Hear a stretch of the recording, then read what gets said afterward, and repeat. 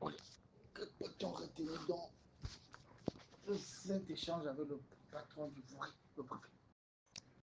Bon, j'ai été convoqué hier à 16 heures par le biais de mon avocat pour me rendre chez le préfet aujourd'hui pour affaires me concernant. Je m'y suis rendu accompagné de mes deux avocats, même comme le préfet leur a rappelé qu'une convocation administrative ne donne pas lieu à la présence des avocats. Il dit bon, qu'à cela ne tienne, le préfet était entouré de tout le quota sécuritaire du Vouri. Tous les hauts responsables, CEMIL, commissaire spécial, surveillance, tout ça. Et d'emblée, il a dit qu'il me convoque pour ma dernière sortie sur les réseaux sociaux. Et que pour que tout le monde ait le même niveau de compréhension, il allait mettre le son pour que chacun comprenne. Il a donc fait dérouler, il a fait dérouler ma vidéo. Et à l'issue de cela, il m'a demandé si je reconnaissais que c'était moi. Je dis, c'est bien moi. Ce n'est pas une écriture, elle est même vocale. Et c'est bien moi qui ai dit cela. Et j'assume tout ce que j'ai dit dedans. Il dit, mais tout ce que j'ai dit, c'est de nature à créer du trouble. Et en tant que préfet garant de la tranquillité dans la ville, il se doit de me rappeler à l'ordre. Alors, qu'est-ce qui constitue le trouble dedans? C'est après le préfet d'abord. Je lui dis, monsieur le préfet, d'entame de mes propos, j'ai dit que c'est des conseils que je donnais à votre patron. Et je crois que, humblement, vous aussi, vous tous qui êtes là, vous auriez dû lui écrire, même par note d'information, pour lui dire que les actes qu'il pose, ces déclarations sont de nature à troubler l'ordre public. Donc, ce que j'ai dit est la conséquence de ce que votre patron a dit plusieurs fois avec mépris. Et dit non, vous avez dit le ministre est protégé par son statut de ministre, vous ne pouvez pas porter atteinte à son honorabilité. Je dis non. Ce que je reproche au ministre, il ne l'a pas fait dans le cadre de ses attributions de ministre de l'AT. Quand il dit qu'il va mettre mon président en prison pour de longues dates, il n'est ni ministre de la Justice, ni président de la République.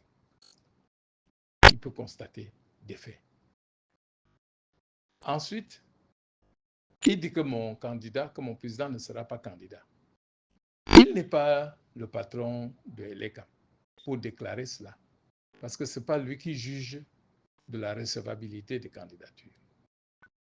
Alors, le préfet a repris en disant qu'il a commis une bourde en disant que non, il est quand même ministre de l'AT, il est la tutelle de l'ECAM. Je dis voilà, voilà l'amalgame que vous commettez. On nous a dit, sauf si c'est pour nous tromper, que l'ECAM est une institution indépendante.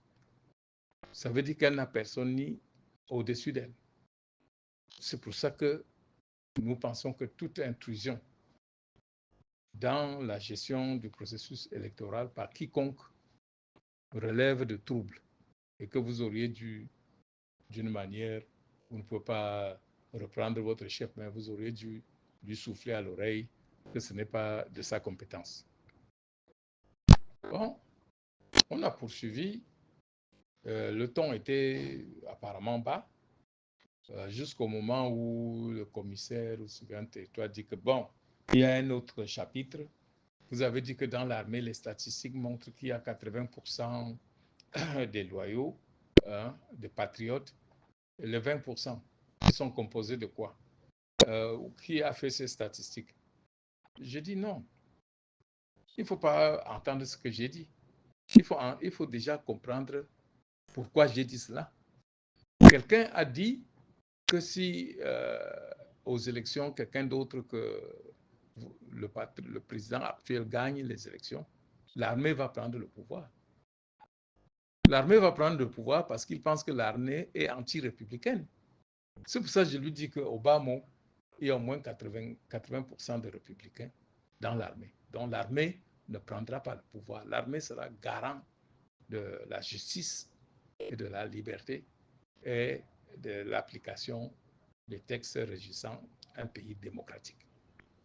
Il dit non, l'armée est à 100% fidèle. Je dis, on n'a pas dit que l'armée sera infidèle. Quelqu'un a dit que l'armée va prendre le pouvoir. Donc, si prendre le pouvoir pour vous, c'est la preuve de fidélité, je me demande donc à quoi sert l'armée. Donc, quand le type dit que l'armée va prendre le pouvoir, je dis non. J'aurais même pu dire 51%. Ça veut dire que la majorité dans l'armée n'est pas d'accord pour tout cela. Donc, je vous garantis donc que c'est une réponse. Et ce qui est marrant, c'est que dans tout ce que vous avez dit là, c'est les conséquences qui vous intéressent et non la cause. Quelqu'un dit que l'armée va prendre le pouvoir. Je dis que non. L'armée, au moins 80%, reste des républicains. Tu dis que non. J'ai dit qu'il y a des mauvais dans l'armée. Bon, je peux également vous dire comment on peut estimer l'état d'esprit dans l'armée. Quand je quitte ici pour aller à Bafoussam, il y a au moins 20 contrôles en route. Il y a des contrôles où on m'arrête et on me parle gentiment, on prend mes pièces. Il y a des contrôles où vous trouvez des gens hargneux tu te dis que mais qui a mis ce genre de personnes dans l'armée?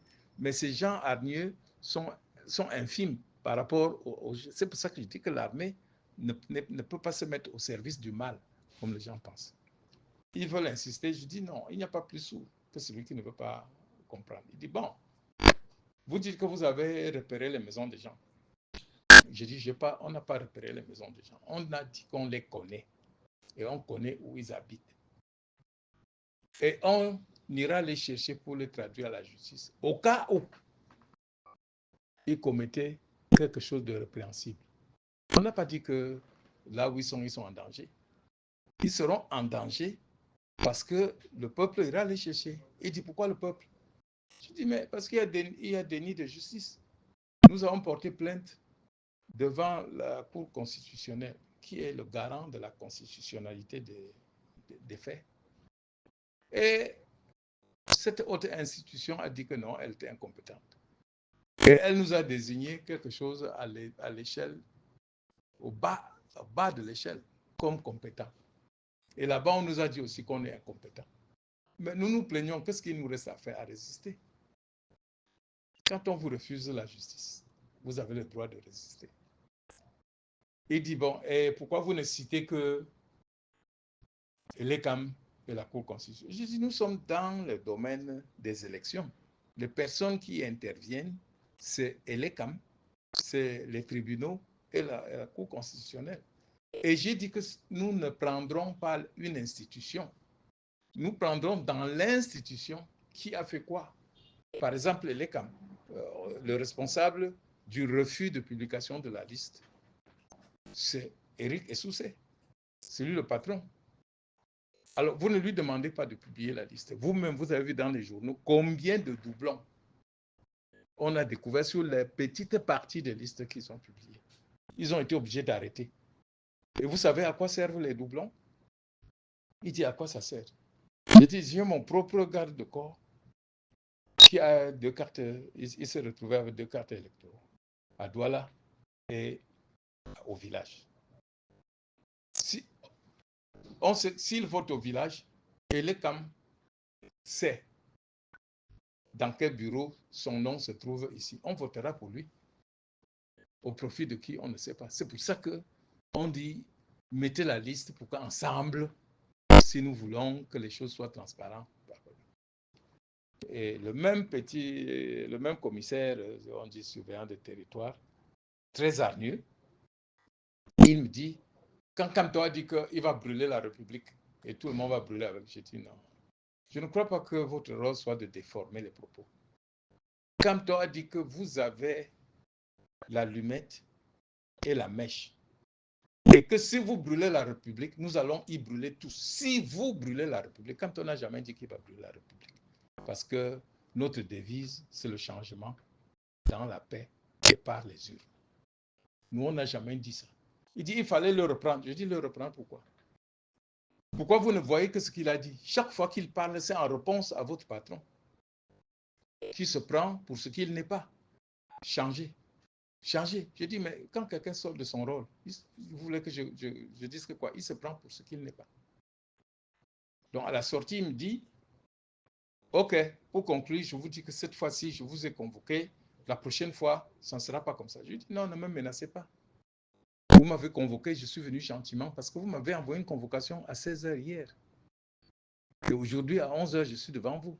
C'est le respect des institutions. Parce que demain, si nous aussi on arrive aux affaires, nous exigerons qu'on respecte les institutions, à condition que les institutions se respectent. Donc, vous ne pouvez pas me menacer. Vous dites la deuxième fois, vous ferez quoi? Vous allez m'arrêter? Mais arrêtez-moi.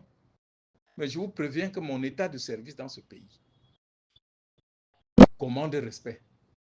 Vous ne verrez pas d'autres Camerounais qui ont eu la possibilité que j'ai eue et qui sont Camerounais et qui sont demeurés Camerounais. Je n'ai pas un autre passeport dans mon sac.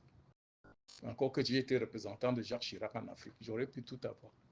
Donc j'aime mon pays plus que ceux qui veulent le détruire.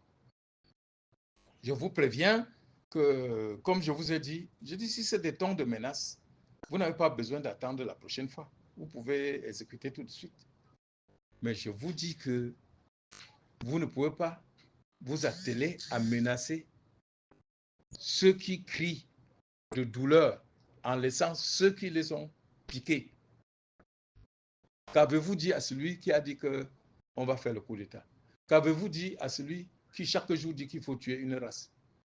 Qu'avez-vous dit à votre patron qui dit qu'il va mettre Kamto en prison pour de longues dates? Qu'avez-vous dit à ceux qui se mettent à la place de Elekam pour dire que Kamto ne sera pas candidat alors que les candidatures ne sont même pas ouvertes?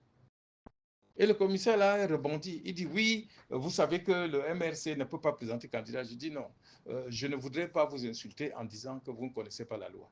C'est moi qui suis membre de ceux qui ont mis cette loi. Je vous explique grossièrement. On dit que le député représente l'ensemble de la nation. On n'a pas dit que le député représente un parti politique. Mais pour être élu, il doit être présenté par un parti politique. C'est comme la composition d'un dossier pour un concours.